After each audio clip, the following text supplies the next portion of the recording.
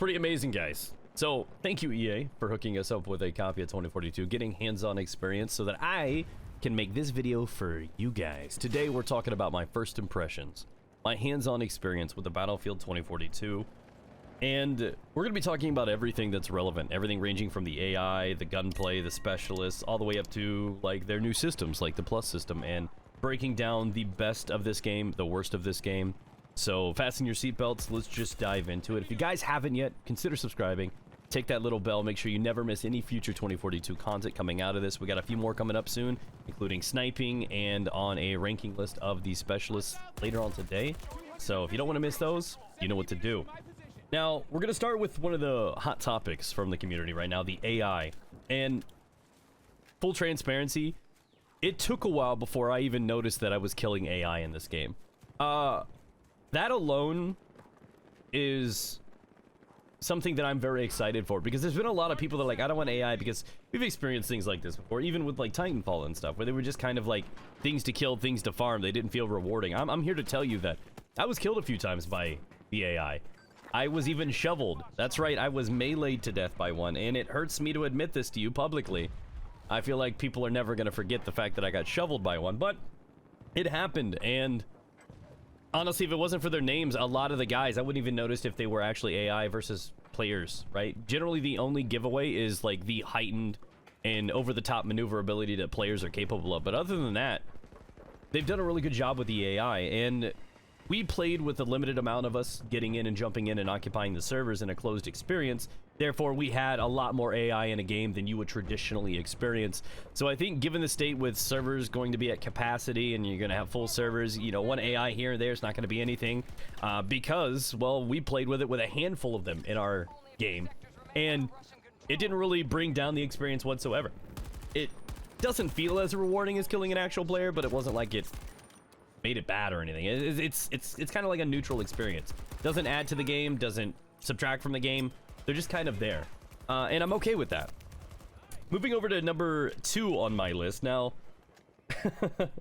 this is the parachuting. The parachuting definitely makes me have like battle royale vibes. You can parachute, you can cut, you can steer, you can cut for more momentum, and you can kind of drift and stuff like that. Because once you pull the chute out and you try to steer it, man, the movement is stiffer than me at a strip club, okay? Let's just say that the directional control is very weird, so you need to really learn to master that. And you can really actually pull your chute right before hitting the ground, and where you think momentum and gravity and, you know, physics would just complete pancake you, it doesn't. And I know this because I'm one of those late shooters. It happens all the time, guys. It's normal for guys my age. So it's an interesting system. I think it can probably use a little bit of tone, but we'll see where that goes down that line. Something I'm kind of indifferent about. I think it can work a little bit of more momentum or some speed or additional directional control or something in the air when you're actually steering the thing.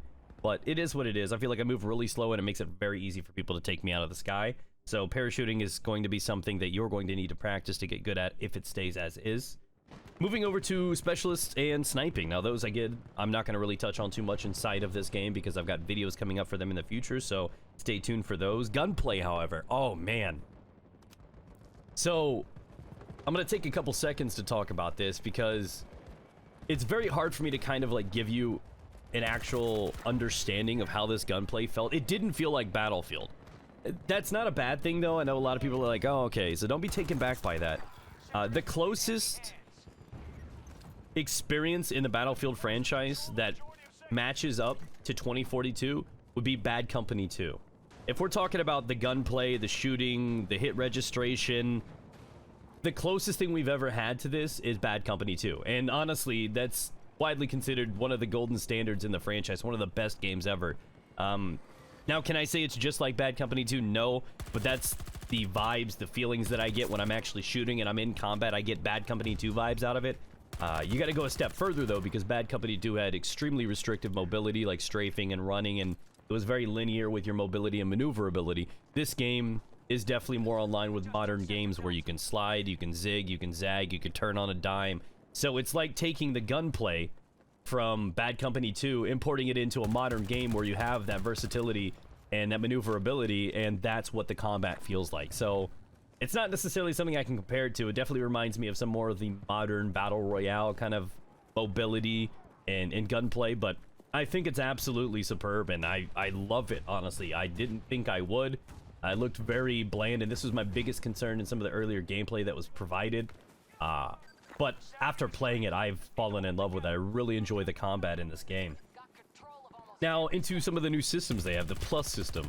And this is the new system they have involved where you can basically push a button, bring up your attachments, and equip them on the fly. So if you're in a flanking position, you can bring that up and put on a suppressor and, you know, go ahead and just flank them from behind. You can go up to a rooftop, and if you're in the elevator and you have a few seconds, you can go ahead and equip a more ranged scope so that you can shoot down, and so on and so forth. So you can kind of change your loadout on the fly without having to die and respawn and try to take a different angle. And this is something that honestly I didn't use like at all during my hands-on experience over the course of a few hours, and I don't think it's because I don't think it has a purpose.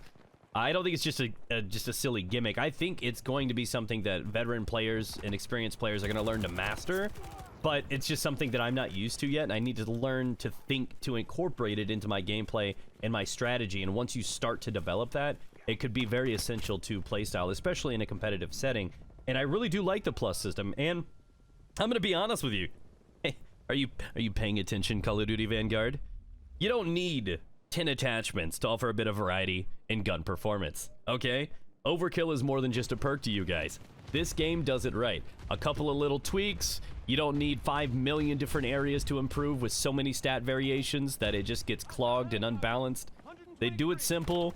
You can work on what you want to and make the gun work well and play to the strengths for the situation you're getting into. And I think they've done a great job with this Plus system. At first, I was like, eh, but now I actually really like it.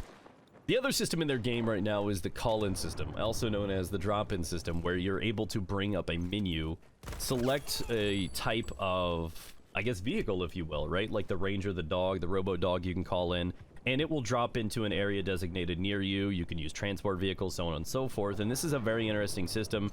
It is probably to kind of help with the little periods where you might have extreme distance between you and another objective, so that you can kind of streamline that through.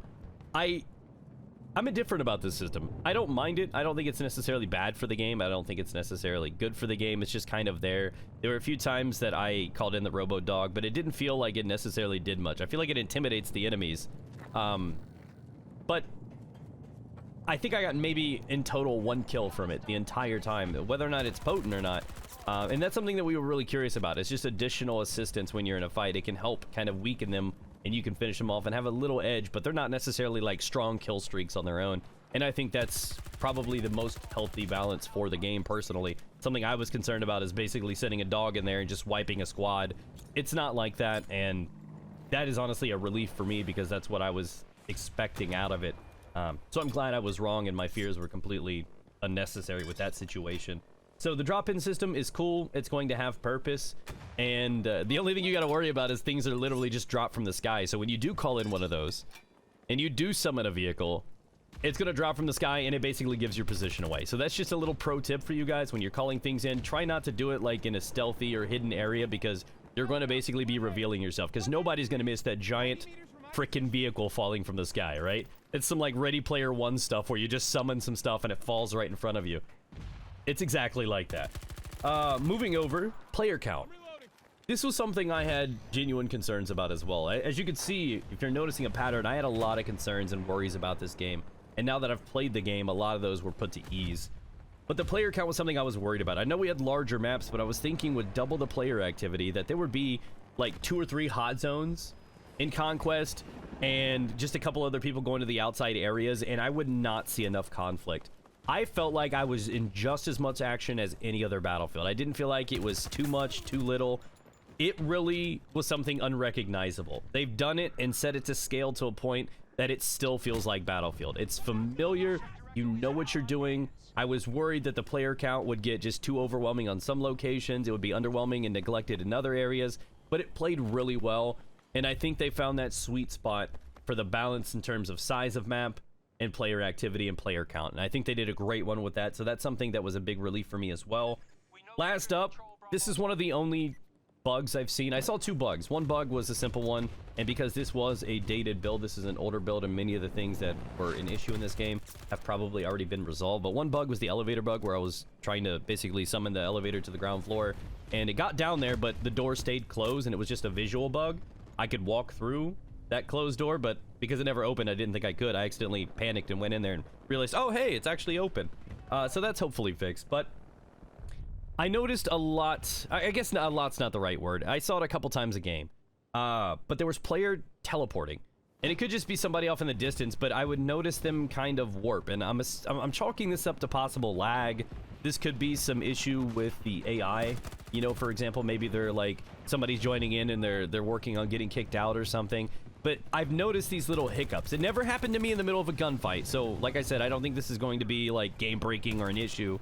But I did notice it enough that when I was like looking at somebody or seeing somebody cross an area, that they would kind of like, for lack of better words, is teleport. They would literally be in one area and then be like 5 body lengths in front of them. And I just kind of chalked it up to lag, but that could be an issue with the AI, that could be an issue with the lag, that could be an issue with the servers. I'm not sure where or what is the culprit behind that, but that is something I would like to see ironed out and could, again, potentially be ironed out. And that is what I've taken away from this experience. I absolutely loved Battlefield 2042. I played for a few hours, and I did nothing else but want to play right after it. It is such a good game.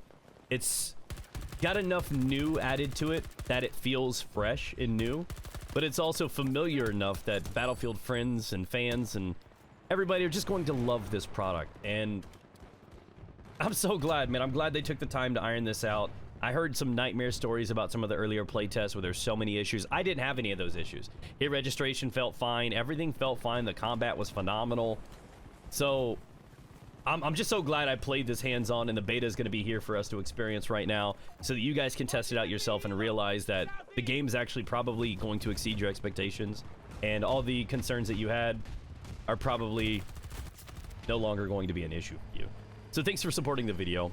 Appreciate you coming through and sharing part of your day with me. You guys can leave a like, as it really helps the video get out there with the algorithms and everything. And again, subscribe if you want more 2042 content. Catch you with some more videos soon, guys. Swing by a live stream. Links down in the description below. We're going to be streaming a whole hell of a lot of 2042.